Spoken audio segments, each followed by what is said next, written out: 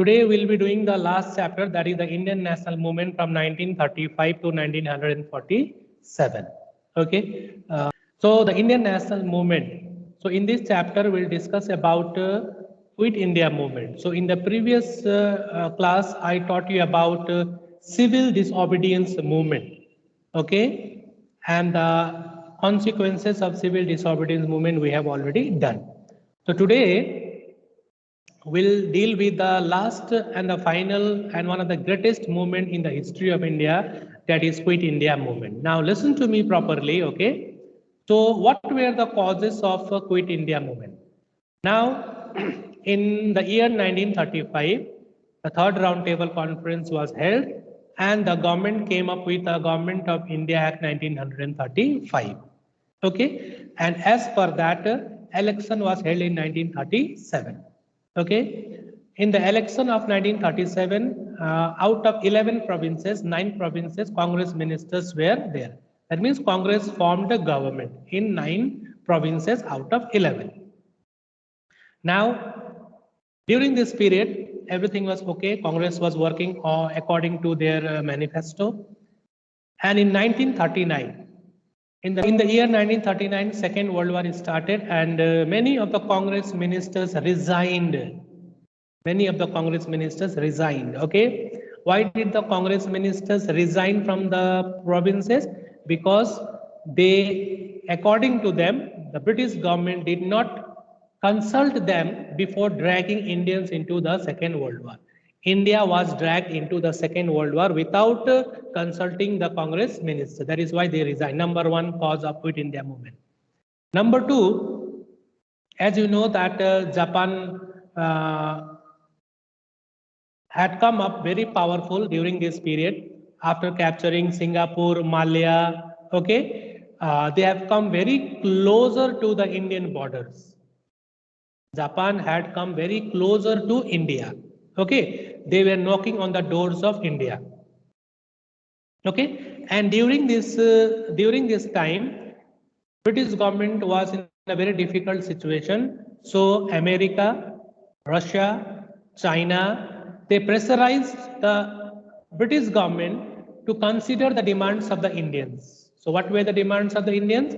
They wanted dominion status, isn't it? So under severe international pressure, British government sends Cripps mission to India.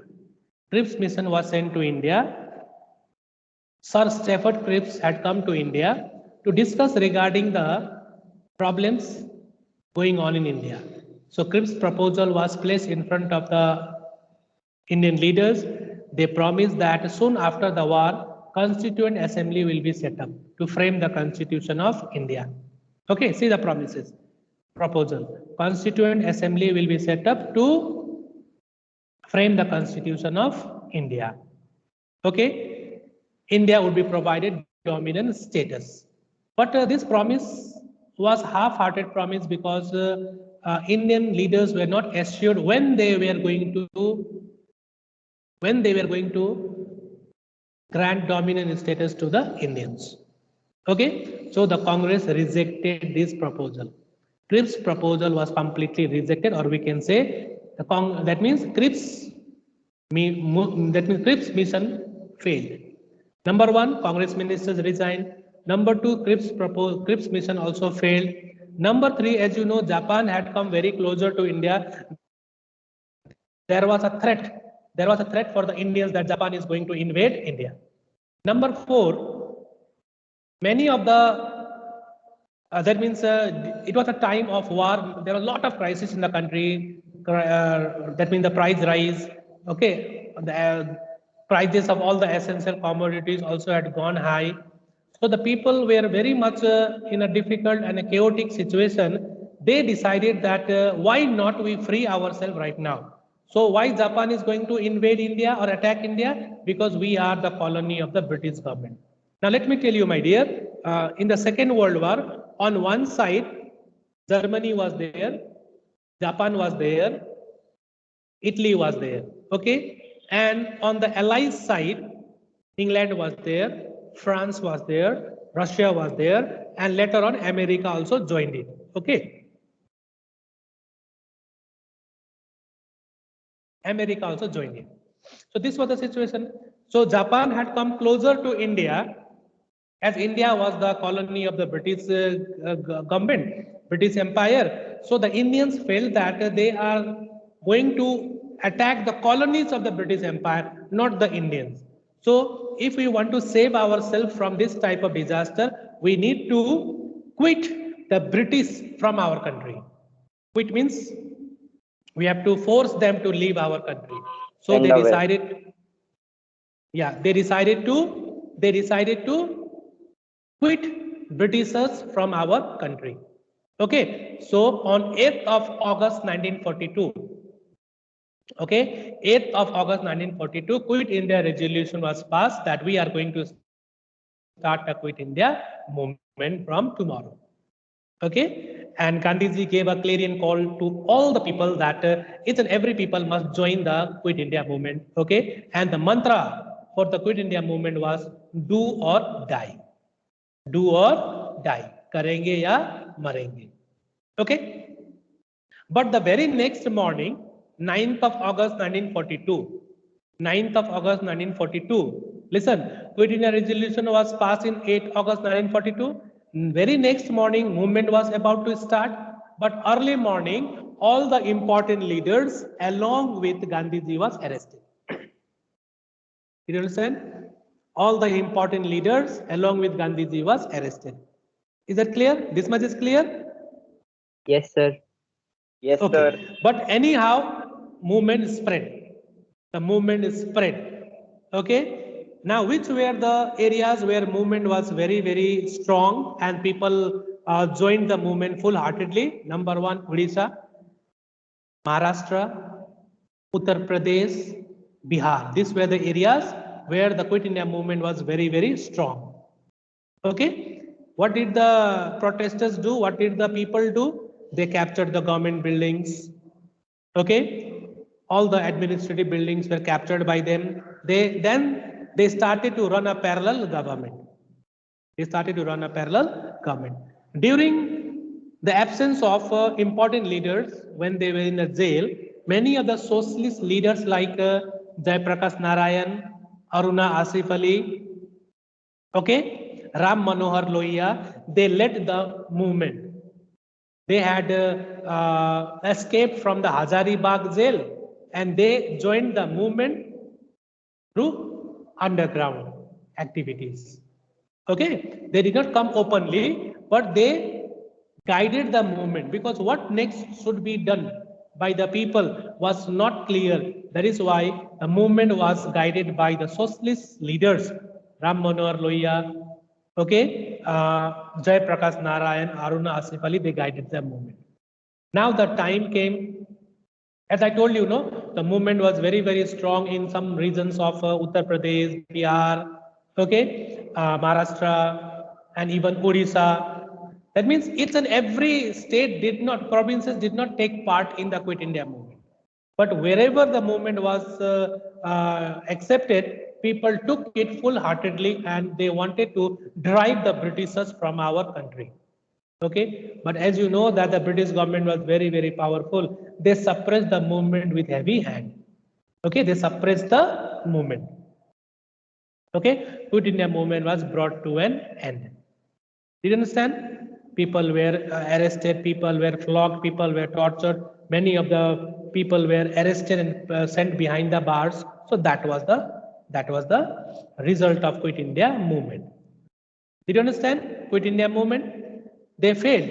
But one of the most important consequences of the Quit India movement was that Quit India movement became successful in instilling, okay, the fear in the minds of the Britishers that their days in India are very few.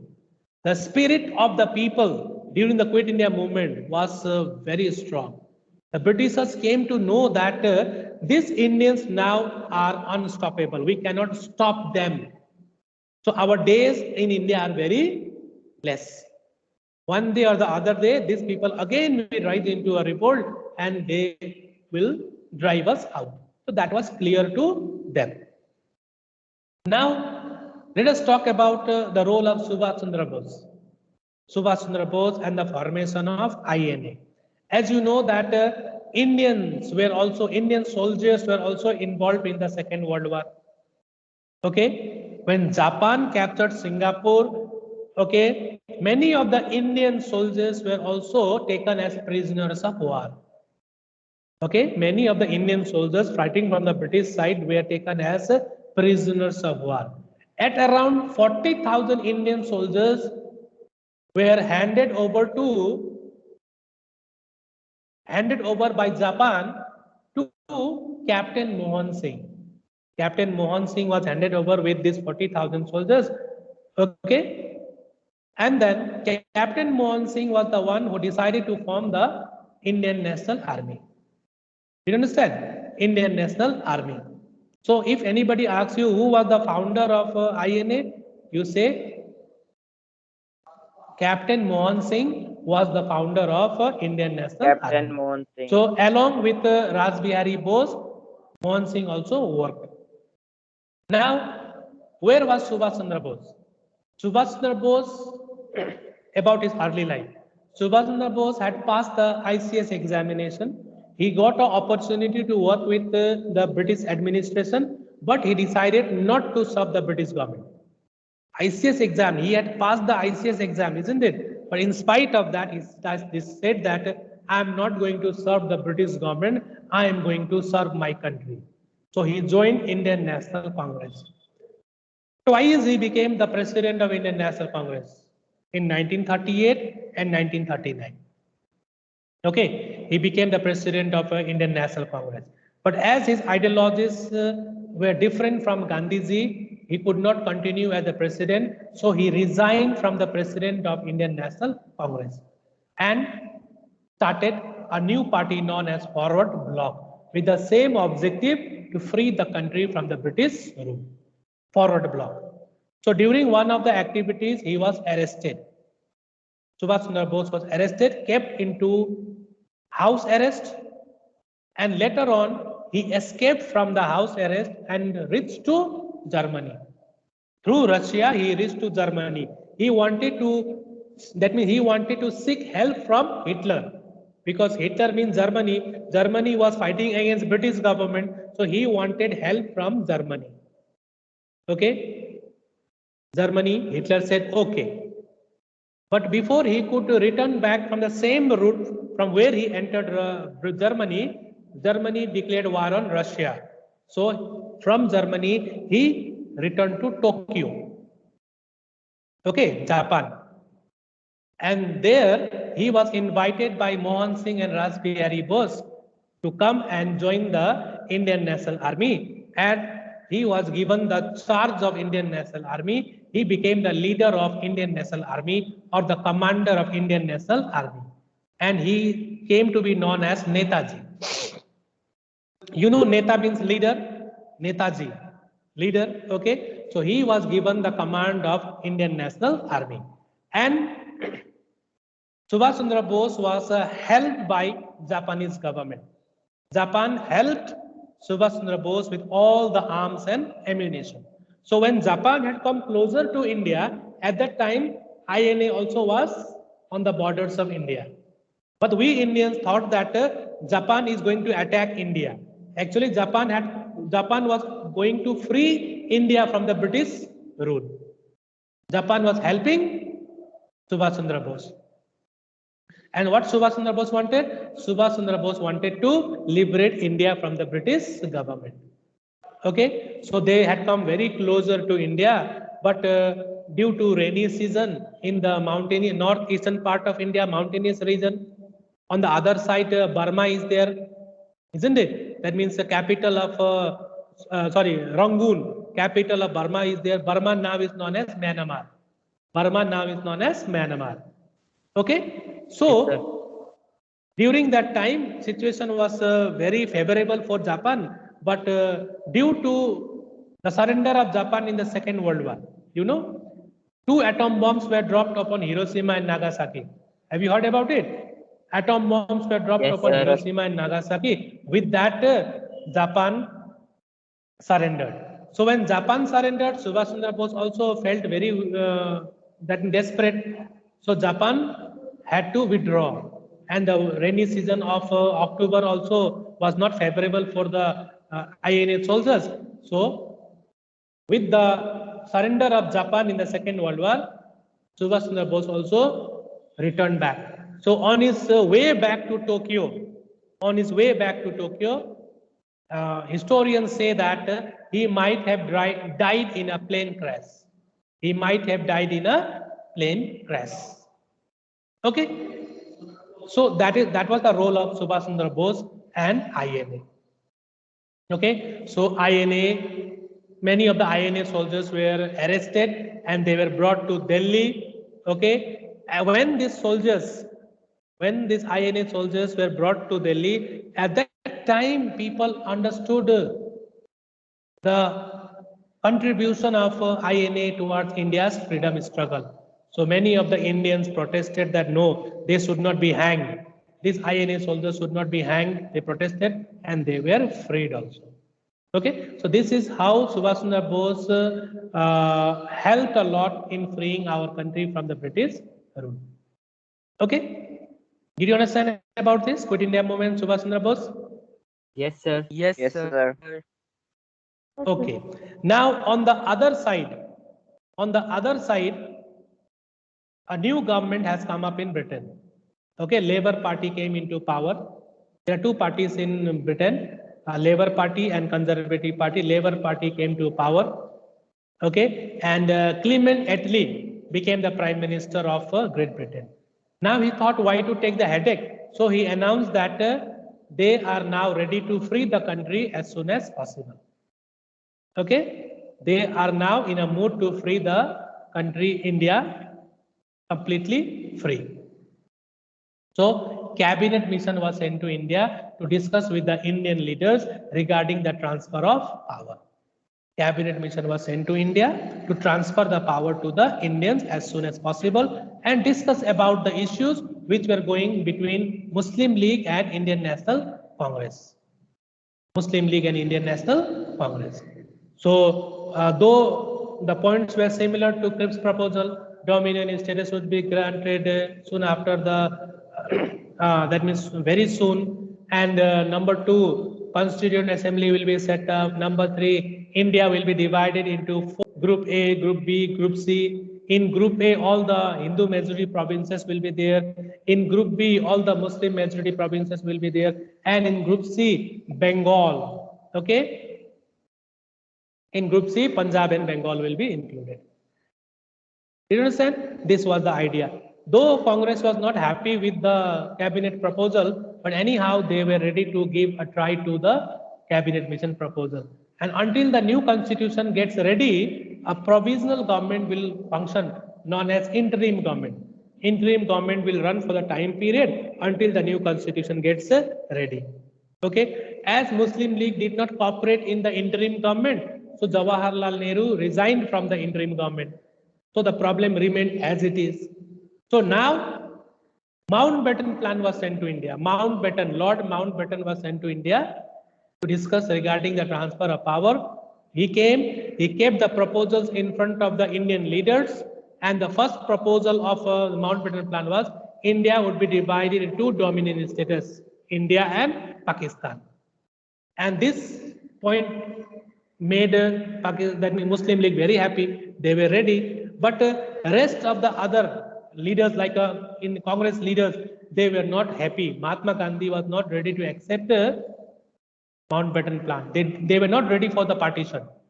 But when they said no, they don't want to partition, then all over India riots took place. Hindu-Muslim fight started taking place. Everywhere bloodshed was there. Everywhere fightings were there. Okay, so at the end, Gandhiji went on for a fast also.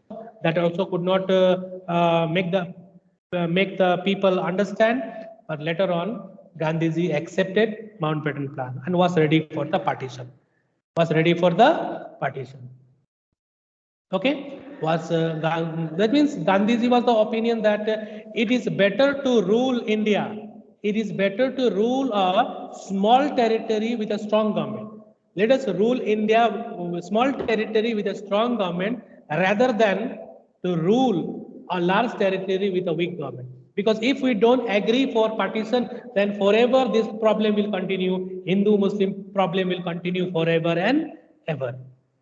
Do you understand? That is why Gandhiji accepted the Mountbatten Plan. Okay, and then on 15th of August, 14th of August, Pakistan was declared independent, and on 15th of August 1947, India became independent. Okay, and the first governor of independent India was Mountbatten, Lord Mountbatten. First governor of India was Mountbatten, and the first governor of independent Pakistan was Muhammad Ali Jinnah. This was the story about India's independence, and then constitution process started. Constituent Assembly was given the task of framing the constitution that they started. Is that clear, children? So this is all about Quit India movement, Yes, sir. Subhash Chandra Bose, Cabinet Mission Plan, and then at last Mountbatten Plan. What were the points of Mountbatten? India would be of dominant status, India and Pakistan. Constituent Assembly will be set up. Two Constituent Assembly will be set up to frame two constitutions, one for India, one for Pakistan. Okay, and third one, Boundary Commission would be set up. Number 4, the princely states, the states ruled by princes were given the option either they can join India or Pakistan, or if they want, they can remain independent. Option was given to them. If you want to remain independent, no problem. If you want to join Pakistan, well and good. India, no problem at all. So due to this option number 4, my dear, Jammu Kashmir, Junagadh, Hyderabad, they decided to remain independent. Later on, Hyderabad was incorporated with India, Junagadh also was incorporated in India, but Jammu and Kashmir till today is a problem, isn't it? Because the Maharaja of Jammu and Kashmir later on decided to join with India, which Pakistan could not digest. That is why today also half part of Jammu and Kashmir is with Pakistan and rest of the part is with India. Did you understand? This is the entire story of partition. Hope you all have understood it, children. Okay, now please go through the textbook properly. Okay, read the textbook properly, please. Okay, so this is all from this today's class. Please take care of yourself. Stay safe. Bye bye. Thank you, sir.